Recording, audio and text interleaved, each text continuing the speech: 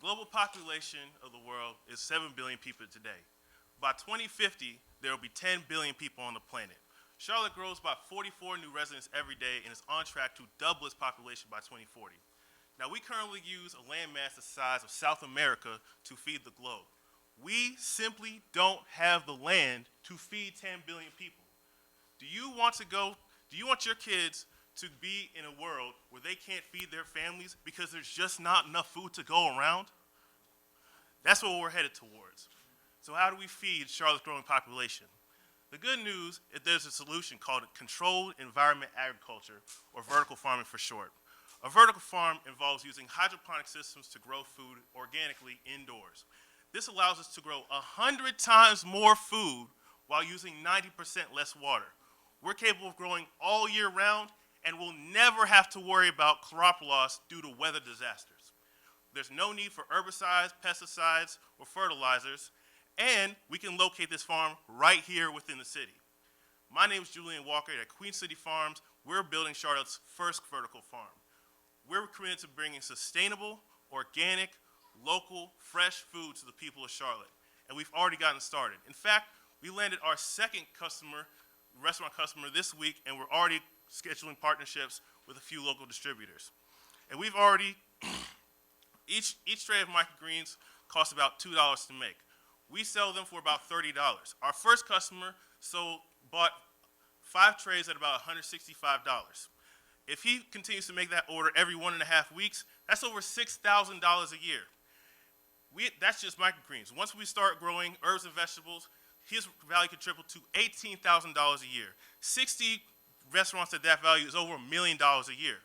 And that's just restaurants. I haven't even gotten to grocery stores, farmers markets, CSAs, and with a few years we can grow for public schools, universities, hospitals, prisons, you name it. So with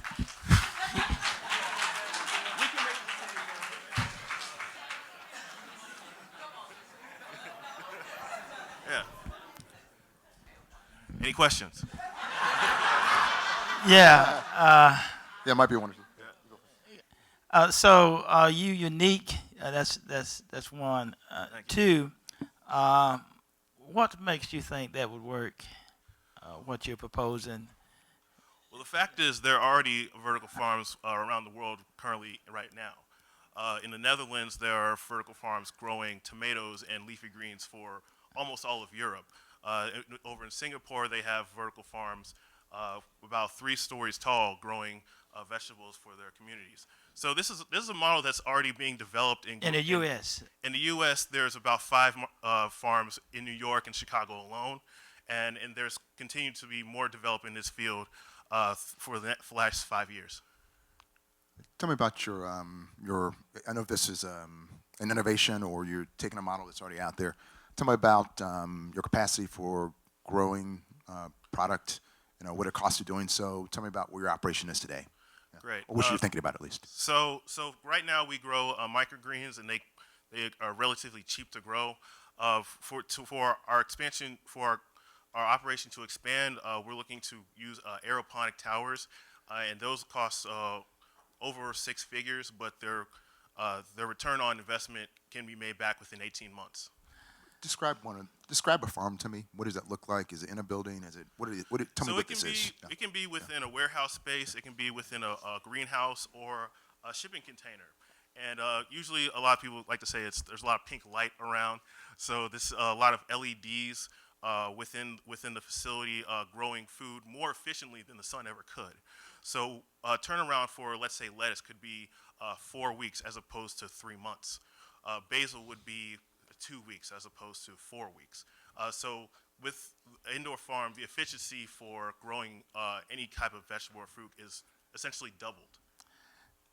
So what would be your revenue as one, and two? What calculation have you done around cash flow? So for cash flow, for the most part, most of the cash will be going towards equipment, rent, or marketing, packaging, and then retail will be selling to multiple distributing channels. So there will be numerous channels for revenue to come into the operation. So you're not growing currently?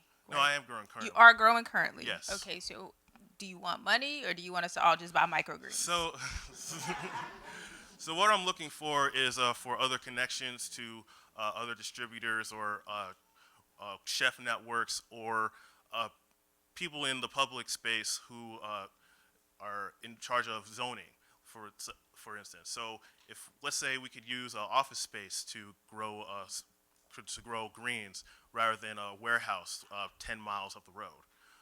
With that, just that law alone could help reduce the food miles greatly for all the greens we could potentially grow.